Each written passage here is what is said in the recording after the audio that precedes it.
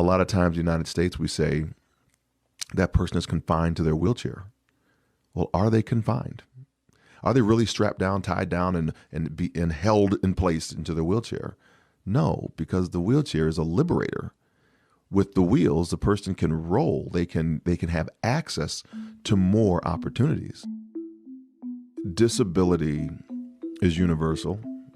All around the world, the disability population is the only population that's non-discriminatory. It can happen to anybody at any given time. And we don't think about it, we don't want to think about it, but a stroke happens all the time, or somebody's incapacitated from some type of a way. And the language that we use around it often can hold people back or can elevate people.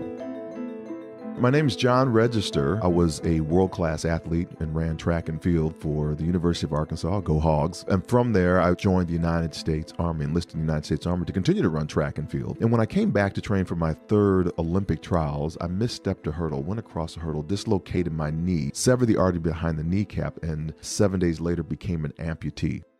So I went through the entire Gulf War without a scratch, and I come back, and now I'm an amputee from this freak hurdling accident. And it's my wife in my lowest moment who says to me, when I'm struggling with my identity, who am I now? Is she going to stick around? Is my son still going to see me as his father? Do I still have a job in the Army? All these things were really hitting me pretty hard, and all my Olympic dreams were gone. My wife sees me struggling. She says, you know what, John, we're going to get through this together. This is just our new normal. So I swam for physical therapy and wound up 22 months later actually making the Paralympic swim team. I didn't know there was Paralympic Games out there. 4 years later, after having a leg made for running and after seeing a person at the 1996 Paralympic Games running on an artificial leg, I had a leg made for running, and 4 years later won the silver medal in the long jump in Sydney, Australia, and captured that silver medal, but also fifth in the 100 meters and 200 meter dashes. When I was at the Paralympic Games, say in Sydney, Australia, people saw my artificial leg and they said, hey, my mom has an artificial leg. How do you walk, or how do you do this? And so the questions are deeper than just, well, how did you win that gold medal? Or how did you win that silver medal, right? It goes beyond the athleticism, and it's an easier ask. How do you manipulate the wheelchair? How come you're using those type of wheels instead of these other wheels? So those questions they help society move forward than just, this athlete won 23 gold medals. It's a deeper, richer conversation. And that's why I like bridging the gap between Olympism and Paralympism.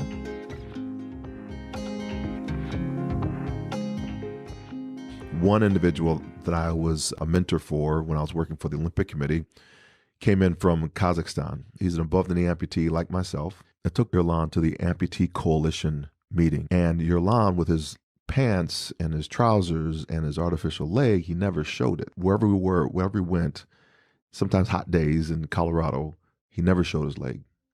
So we get there are 1,100 amputees, most of whom are showing their medal. We call it showing your medal.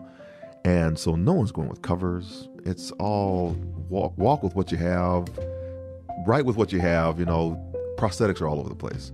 So it usually freaks a lot of people out of hotels because we have like 1,100 people walking around and all the limbs are just like, they feel the odd ones out, so we flip it.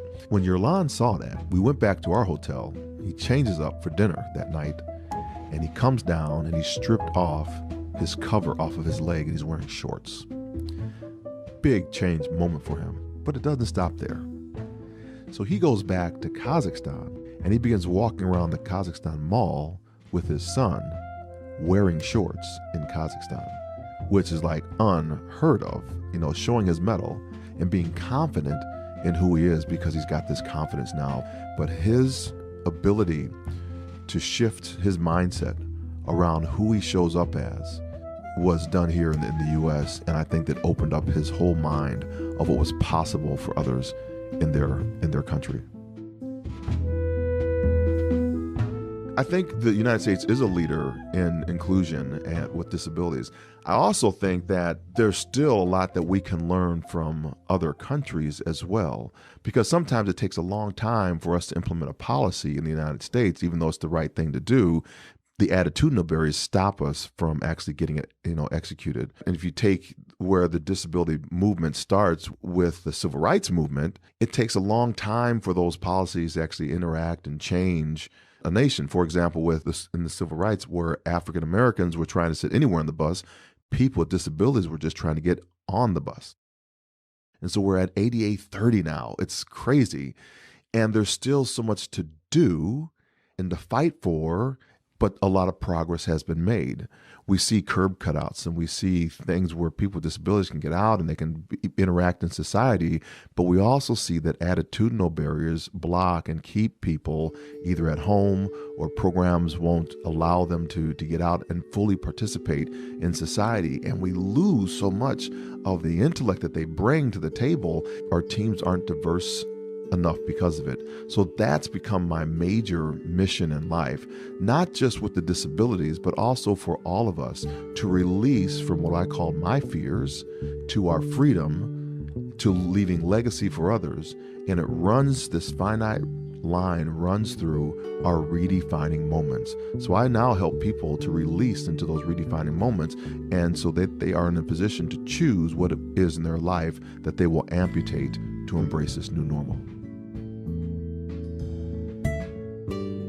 So we visit a lot of communities that have children with disabilities or the parents of those individuals. But then we go to schools and we play, and I let them see the leg, and I take the leg off, unscrew it and pass it around, and they're trying to hold it up. And I said, be careful, it'll bite you back, right? And they're playing with it and shaking it and trying to figure out. So they get this experience that it's okay to have these conversations, to talk about their dreams, their goals, their aspirations, and nothing should hold you back. What are the fears that you might have that are holding you back? So we talk about it from that context, as well as embracing other people's differences. We just try to make sure that we are showing up present in the moment with our authentic self, not with somebody else's story, but with our own story, and being very real with who we are and sharing our truth with that.